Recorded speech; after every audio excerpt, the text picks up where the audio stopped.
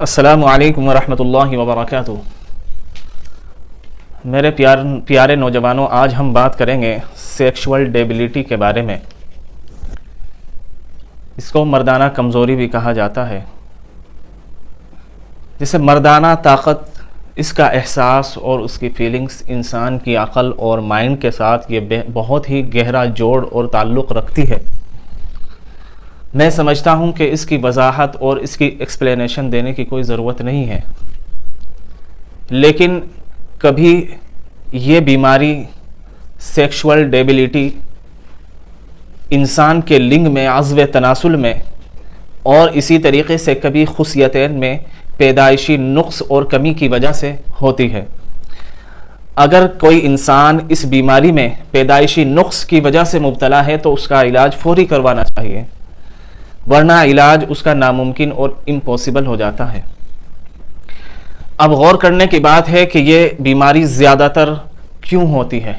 ये बीमारी ज़्यादातर मुश्तज़नी की वजह से, मास्टरबेशन की वजह से, और आम तौर से ये बीमारी हमबिस्तरी में ज़्यादती करने की वजह से या कसरत करने की वजह से होती है।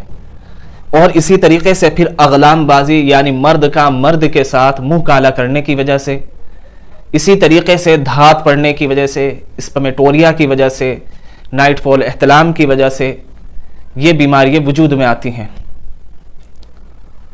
और फिर ऐसा भी देखा गया है कि इंसान के आज़ाए रईसा, द मेन ऑर्गन्स, इनकी खराबी की वजह से भी ये बीमारी होती है। जैसे इंसान का दिल और उसका दिमाग, उसके गुर्दे, उसके खुसियतैन, फिर इसी तरीके से उसका लीवर और फिर उसका मैदा, जब ये मुतासिर होते हैं, अगर किसी इंसान के अंदर ये बीमारी सेक्सुअल डेबिलिटी, जिसको मर्दाना कमज़ोरी कहा जाता है, फिर उस बीमारी के साइड इफ़ेक्ट ये होते हैं कि वो इंसान गम, अफसोस, उसके अंदर खौफ, उसके अंदर डर, फिर इसी तरीके से वो एहसास कमतरी, इन्फेरियरिटी उसके अंदर आने लगती है और एहसास कमतरी का, इन्फेरियरिटी का शिकार हो जाता है। इसी तरीके से अब हम आगे डिस्कशन करेंगे कि इन बीमारियों की, इस बीमारी की यानी सेक्सुअल डेबिलिटी, मर्दाना कमज़ोरी की क्या क्या सिम्टम्स हैं। नंबर 1,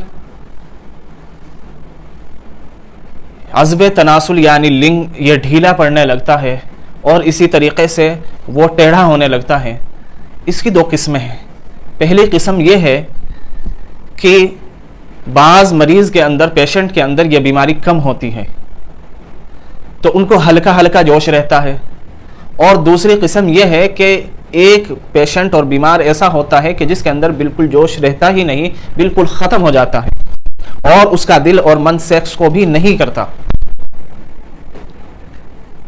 तो ऐसी सूरत में अब ये बीमारी अगर इंसान की दिमागी कमज़ोरी की वजह से है तो फिर उसके साइड इफ़ेक्ट ये होते हैं कि वह इंसान भूलने लगता है, उसको कोई चीज़ याद नहीं रहती, कोई चीज़ याद करना चाहता है तो भूल जाता है। इसी तरीके से और उसका सर चकराने लगता है, उसको नज़ला और ज़ुकाम होने लगता है, आँखों के सामने अंधेरा छा जाता है।